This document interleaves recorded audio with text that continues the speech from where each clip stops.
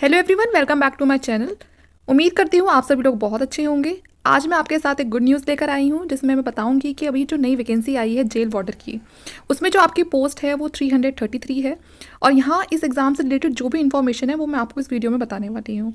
यहाँ पर जो भी यहाँ सिलेबस होगा, डेट होगी, एज क्राइटेरिया, वो सारा यहाँ पर मैं आपको बताऊँगी।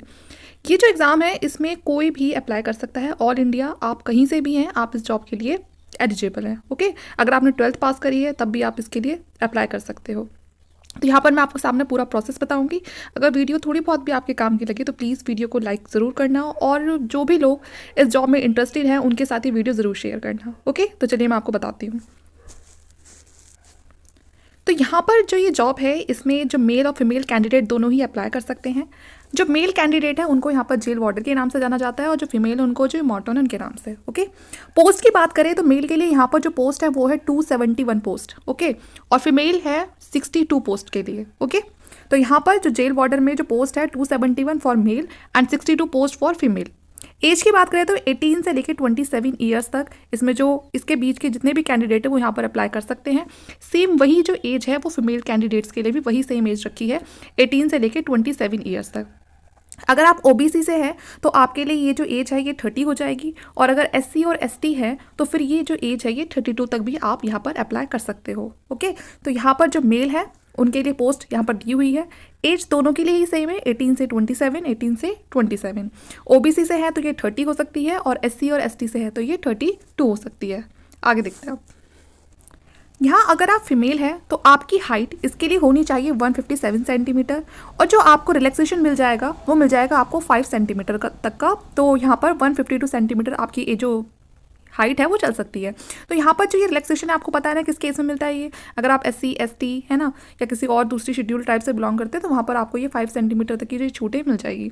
अगर मेल की बात करें तो मेल की जो हाइट है वो 170 सेंटीमीटर होनी चाहिए, और यहाँ भी जो रिलैक्सेशन है वो 5 सेंटीमीटर का है, और चेस्ट यहाँ पर होनी चाहिए 81 से 86। तो ये फीमेल के लिए है और इधर ये मेल के लिए है। अब देखते हैं सिलेक्शन प्रोसेस क्या है इसका। तो सिलेक्शन प्रोसेस यहाँ पर बहुत ही सिंपल रहने वाला है। दो ही यहाँ पर ये जो फेज़ है ये आपके होंगे, और जो सबसे जो इंपॉर्टेंट है वो आपका फर्स्ट फेज़ रहेगा जिसमें आपका रिटर्न एग्जाम होगा। तो जो ये रिटर्न एग्जाम है और इसके बाद फिर तुरंत आपका होगा जो आपका पीटी है, जिसे आप फिजिकल भी कह सकते हैं, और ये सिर्फ क्वालिफाइंग होगा। यहाँ जो मार्क्स बनेंगे वो सिर्फ इस पर बनेंगे, जो ये आपका पहला वाला जो एग्जाम है ना सिर्फ इस पर बनेंगे। जो फिजिकल है वो सिर्फ क्वालिफाइंग नेचर है, वो सिर्फ आपको क्वालिफाई करना है, बाकी यहाँ से आपको कोई भी और मार्क्स नहीं मिलने वाले हैं। उसके बाद मैं आपको बता देती हूँ कि जो रिटर्न एग्जाम है उसमें कौन कौन से सब्जेक्ट आने वाले हैं और उसका जो आपको टाइम है वो कितना मिलेगा। तो यहाँ आपके सामने ये पूरे 5 सब्जेक्ट्स हैं। ये 5 सब्जेक्ट्स आपको देखने के लिए मिलेंगे आपके एग्जाम में, जिसमें पहला है जीके, मैथ्स, रीजनिंग, हिंदी और इंग्लिश। क्वेश्चन यहाँ पर जीके से 40 जो क्वेश्चन है वो आएंगे, जो मैथ्स के हैं वो भी 40 क्वेश्चन आएंगे। मतलब जितने भी ये सब्जेक्ट है सबके 40 क्वेश्चन आएंगे, और एक क्वेश्चन के लिए आपको 1 मार्क्स मिलेगा।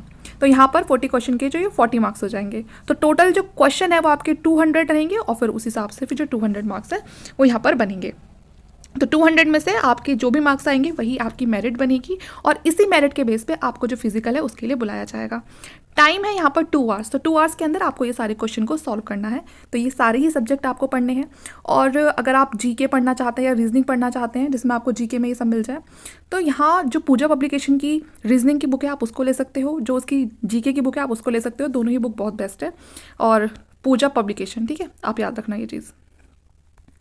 आगे अब जब आपका जो रिटर्न एग्जाम है वो निकल जाएगा उसके बाद फिर आपको फिजिकल के लिए बुलाया जाएगा, और जैसे कि मैंने बता दिया ये सिर्फ क्वालिफाइंग है। मेल की बात करें तो मेल को क्या करवाया जाएगा फिजिकल में, जो रनिंग होगी वो आपकी 1600 मीटर की होगी, और ये आपको 6 मिनट में कंप्लीट करनी होगी।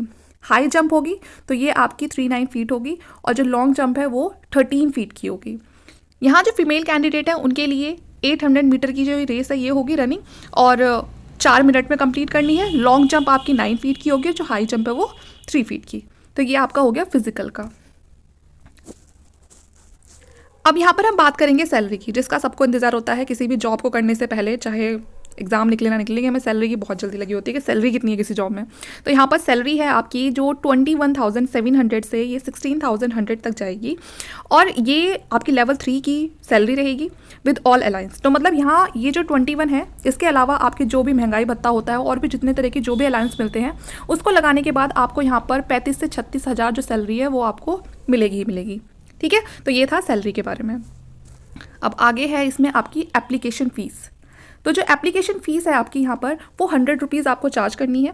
और अगर आप 100 आप तब उस केस में देंगे यहाँ पर अगर आप UR हैं, मतलब जनरल से है, EWS से है या OBC से है। अगर इसके अलावा अगर आप SC ST से बिलोंग करते हैं तो यहाँ आपकी किसी भी तरह की कोई भी फ़ीस नहीं रखी गई है। तो एप्लीकेशन फ़ीस 100 रुपीज़ है, कोई बहुत ज़्यादा नहीं है, सब लोग इसमें अप्लाई कर सकते हैं। और जो इस कैटेगरी से बाहर है तो उनके लिए तो फ़ीस है ही नहीं। उसके बाद है यहाँ पर अप्लाई डेट। तो ये डेट बहुत आपको ध्यान रखनी है और कोशिश करें कि आप अभी इस फॉर्म को भर दें, क्योंकि लास्ट में जो वेबसाइट है वो बहुत ज़्यादा बिजी हो जाती है, तो उस टाइम पे आधे बच्चों के तो फॉर्म भरे ही नहीं जाते हैं। तो जो अप्लाई डेट है यहाँ पर वो है 21 नवंबर 2023 को ये फॉर्म निकले थे, और इसकी जो लास्ट डेट है वो है यहाँ पर 20 दिसंबर। तो अगले महीने की 20 तारीख तक आपके पास का जो समय है।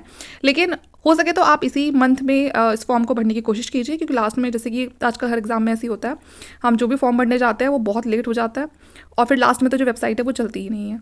तो ये सारी पूरी जो भी इन्फॉर्मेशन थी मैंने आपको यहाँ पर दे दी है। इसके अलावा भी आप कोई और इन्फॉर्मेशन जानना चाहते हैं तो वो आप मुझे कमेंट कर सकते हैं। बुक्स मैंने आपको बता दी है, पूजा पब्लिकेशन की बुक बेस्ट है, आप चाहे तो ल्यूसेंट भी पढ़ सकते हैं, क्योंकि इस एग्जाम में बहुत ज़्यादा डीप नहीं पूछा जाता है, बहुत ही फैक्चुअल इन्फॉर्मेशन पूछी जाती है। तो लास्ट ईयर के जो क्वेश्चन पेपर है आप उनको भी सॉल्व कर सकते हैं। तो अगर आपको थोड़ी बहुत भी ये जो इन्फॉर्मेशन है काम की लगी तो प्लीज़ दूसरों के साथ शेयर ज़रूर करना और वीडियो को लाइक करना। Thank you.